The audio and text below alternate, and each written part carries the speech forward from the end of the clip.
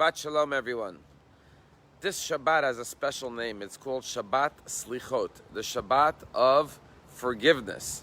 And the reason it's called the Shabbat of forgiveness is because Saturday night, Motzei Shabbat, Jews around the world will gather in the synagogues to begin reciting the prayers known as Slichot, forgiveness. And it's interesting that just yesterday, the President of the United States stood in front of the entire world and said, after the horrific tragedy of the murder of over 100 people in Afghanistan, including 13 U.S. Marines and soldiers, President Biden said that we will not forgive and we will not forget. And indeed, our hearts are mourning and breaking for the plight of these 13 young, brave, courageous, heroic Marines who gave their lives trying to protect innocent people in Afghanistan. But here we are in the Shabbat of forgiveness, and while correctly Jewish law says you cannot forgive murderers because only the victim can forgive, and the victim is no longer alive to forgive, but short of very few exceptions in Judaism, we must be forgiving. And this is the time of the year to ask God for forgiveness for our wrongdoing, and to ask our fellow man for forgiveness for anything we have done wrong to them over the past year. But the question is, what's if you're the person who has been hurt? What's if someone offended you, or in some meaningful way stole something from you, and now they're coming to ask for your forgiveness? So of course they have to return the object or the thing that they stole. They have to make you whole again. But even after that, Judaism says you should be forgiving of others for the wrongdoing that they have done, even if it was a significant offense. And the question is, how are we to be forgiving of others when we were truly hurt by others? And the answer is that forgiving means that you let go of your position of superiority. The reason a person doesn't want to forgive is because they think they're better than the next person. But in all honesty, if a person says to themselves, have I not done those same things perhaps to others?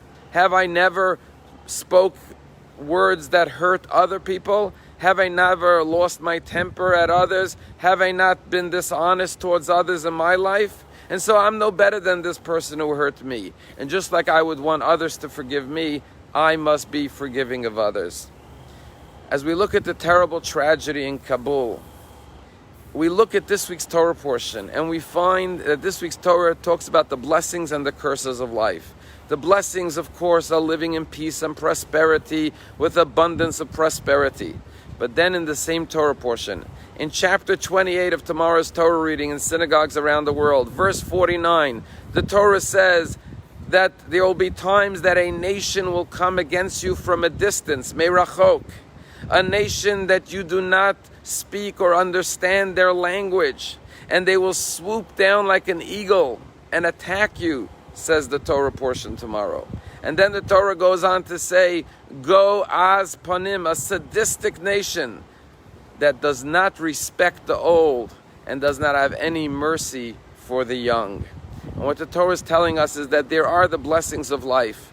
But if you think I can sit in peace and prosperity and enjoy my blessings without dealing with the evil in the world, you're making a mistake. You're making a mistake because these sadistic evil nations are never satisfied.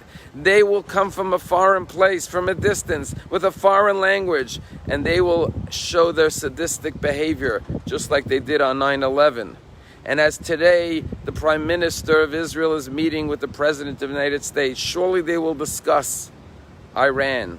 And in the backdrop of Afghanistan, surely the world must understand that Israel, with all of its blessings, cannot rest peacefully in security without dealing with these foreign, cruel, sadistic nations that seek its harm. And that if we don't deal with it, then unfortunately they will come and wreak havoc and destroy the peace, the prosperity, and the blessings in life that you experience.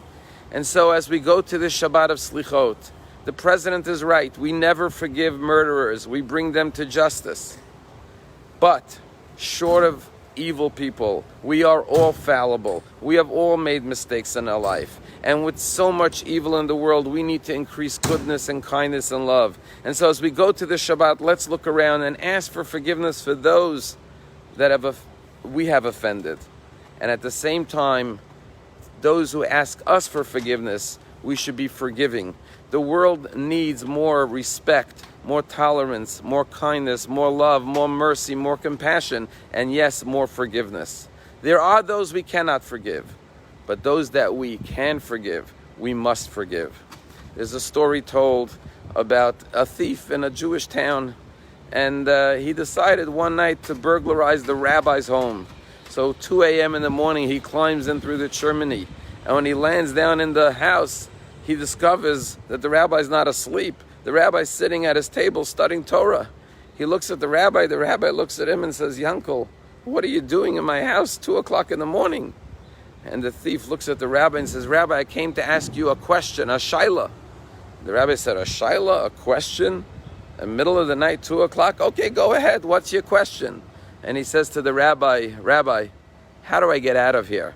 Wie kriegt man heraus von dannen in Yiddish? How do I get out of this mess? America is asking ourselves now, how do we get out of this mess? That's a very difficult question. But in our personal lives, during the month of Elul and the Shabbat of Slichot, as we prepare for the high holidays, we have to say, if we've gotten into a mess, if we've gotten into a mess with our relationship with others, if we've gotten into a mess with our personal lives, there is a way to get out of it. And that's the way of forgiveness. That's the way of asking for forgiveness. That's the way of repentance, the way of saying, we will start a new year and be better and leave the past negative experiences behind and start afresh. Shabbat Shalom.